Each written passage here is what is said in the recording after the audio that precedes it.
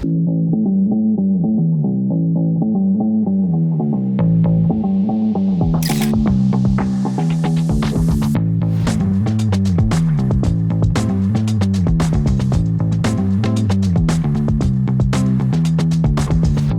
exactly was the biggest problem and how did you solve it? I think you won't be expecting this. For me, the biggest problem is to convince my parents.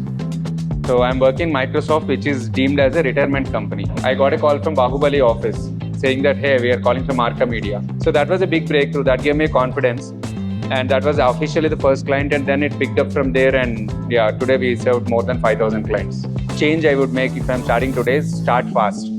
So I always used to have that dilemma between progress versus perfection. What is one mindset or that one habit, Sravanth, that you want our students to, inculcate right from today so that they can be at that place 3 or 5 years from now? So fall in love with the problem is something that I always keep saying. So try and identify a problem and work on a solution for it. So the solution might change, but the problem should remain the core agenda for you.